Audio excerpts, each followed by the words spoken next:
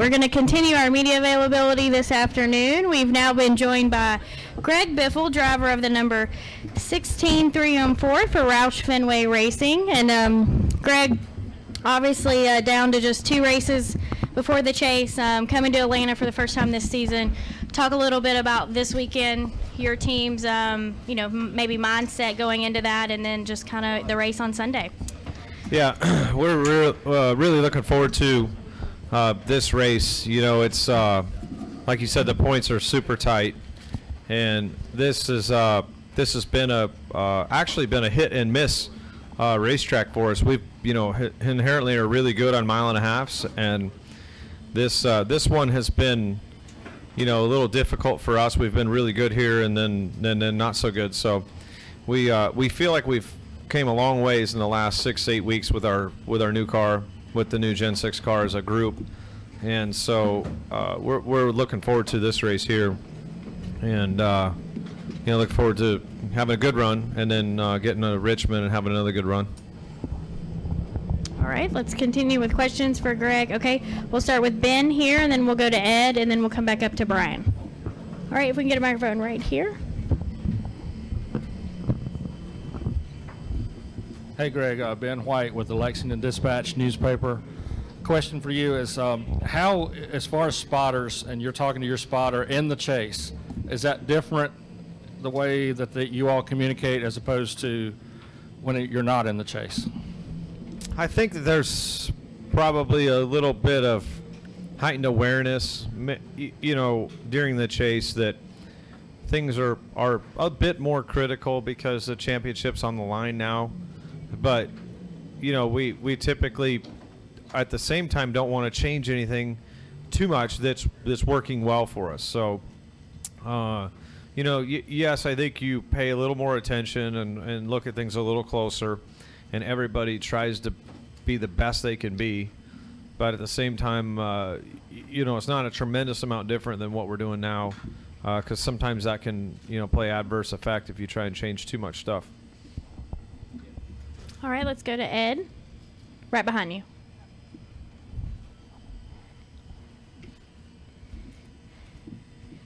Ed Hinton, ESPN.com. Greg, what's your take on the semi-revolutionary tire Goodyear's bringing here this weekend? You look at what they've done, and it's almost like, how come we didn't do that a long time ago? And all technology's like that. Everything you see, an invention or something, you're all like, well, I wish I'd have thought of that. Or sometimes it's so simple that we look at maybe what they've done there. I'm really excited about the opportunity to run on that tire. I think it's going to be a great thing. We're thinking it can provide that more grip and tire wear and fall off, but yet still have the safety of not getting too hot and blowing out, or getting the inside bead too hot.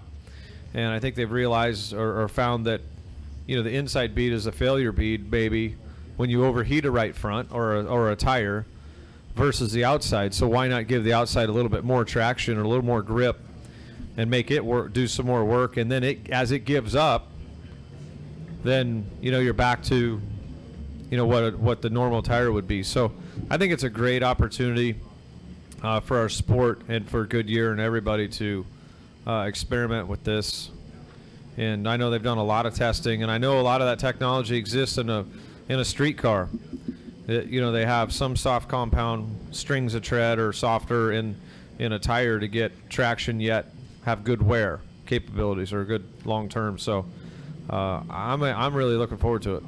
I've forgotten. I'm sorry. Did you test the tire yet? I did not. Okay. I did not test the tire. I know a lot of guys tested it, got to come back and test it again. So. All right. We'll go to Don, and then we'll come up to Brian and Dustin. Go ahead.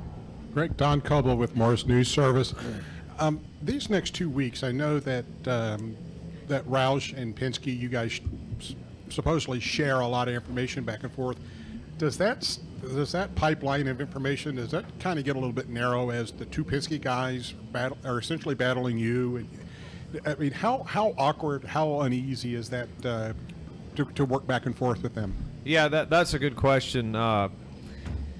You know, it almost works the same as, it really almost works the same, in my opinion, as two teammates coming down to racing for the championship. They've shared information all along. They're you know, looking at each other's setups and doing all that. I don't think anything really changes, you know, as far as a team goes when it comes down to if two guys are racing for the title. And I sort of feel the same here. This is a little bit different situation because we don't really share a lot of technical data, meaning what shock do you have, what spring, what this, what that. So the amount of sharing really probably doesn't reflect that much of a competition advantage or disadvantage compared to a teammate. If Carl and I came down to Carl and I for, you know, we're running first and second in the points, you know, that's a good question. How does that information flow? But I see what you're saying, and we don't share that much technical data as much as drive files and engines and things like that. All right, let's go to Brian and then Dustin. Brian Nelson, Motor Racing Network. Greg, can you kind of give us a little preview of your chase this year and you know, how well positioned you think your team is to challenge for the championship, and you know, where do you really need to make your gains over that 10-week run? Yeah, so obviously you're pretty confident I'm going to make it at this point, so I thank you for that. It's you know, I have to say, 5 weeks ago, I would say, especially after Indy, I would say we really don't have a prayer at winning the championship if we make the chase. That has changed over the last 4 or 5 weeks. That we've gotten a lot better. We're continuing to work hard with this new car, and understanding it better and finding small things and continue to improve and improve and improve. And of course, we got a couple tests coming up that we're hoping to learn some more about this race car and get more competitive. But I feel like we've gotten more competitive. Like when we went to Pocono, I feel like we got our suspension and got our cars running better than we did the first Pocono, and ran, you know, even though we didn't finish second like we did the first Pocono, we felt like we had better speed and more competitive. I felt like the second Michigan we just got done with, even though we finished 9th, we had the fastest car there, it looked like, and the car was much better than it was in the spring. And you know, I got the fender knocked in and a hole in it on pit road from leading, and that kind of relegated us back into the top 10 at that point. So I feel like we've made huge improvements on our car, and that is definitely an momentum upswing heading into the chase versus last year, where we were sort of hit and miss and pretty good average, and then the last 4 races before the chase, we were terrible. You know, I mean, really just weren't that good. We were just kind of hanging on. And yeah, we came out of Richmond with the point lead still before the reset, but I think we're running better now, and we're on that upswing. If momentum has anything to do with it, you know, we're definitely going that up instead of lateral or down.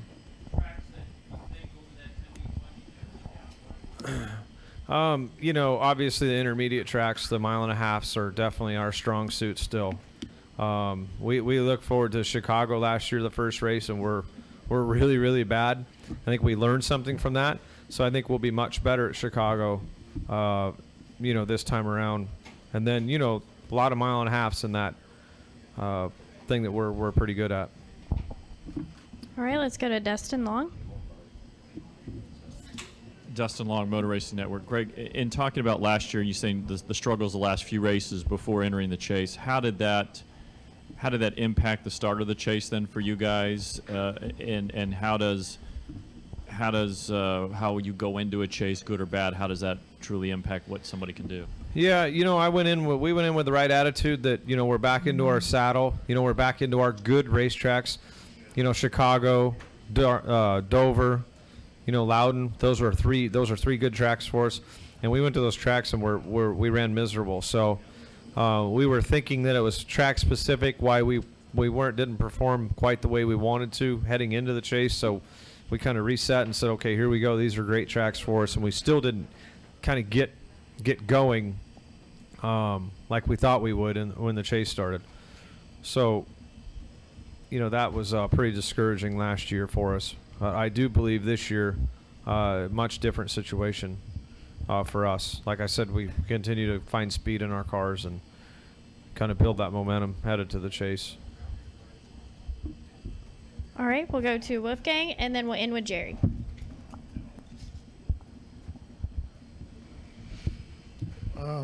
Greg, Wolfgang Monser from Germany, Ranchport Press Agency. You said earlier you didn't test the tire here, your Goodyear tire. You think it can be a disadvantage for you in the race? Yeah, I think so. We do have test data from Ricky and Carl that both tested here. And I know some other teams that got multiple tests, came and then came back and did the confirmation test. So that definitely is a huge advantage to those teams, firing off today. So it's definitely, when you get that kind of track time at a racetrack, you race once a year, and you have a new car that's never been here before and a new tire, that's definitely an advantage to the guys that got track time. All right, and we'll end with Jerry. Greg, Drew Jordan, Kicking the Tires. You touched on your mile-and-a-half track ability a while ago. However, this track is different. What is it about Atlanta that makes it so much different that you don't do well here? I think the track surface and the makeup of it, the lower grip, inherently it seems like it seems like the racetracks that have a lower adhesion or lower grip level, we're not as strong at, even as an organization. And, that's a little discouraging for us, and we try and understand why. But it seems like the slower racetracks and the slicker or lower grip type of racetracks and less lateral load that we're not quite as strong at. And, that's part of it. We've had really good runs here, qualified outside front row, qualified in the pole, the year before or 2 years ago, and have had some challenges for the wins. And, so this has been a pretty good track, but like I said, it's sort of been a little hit and miss for us. And this car, it'll be a challenge this weekend, because we found out with this car too that you got to be right on the money, or you're either way off or right on. There's no middle ground, it seems like, for us.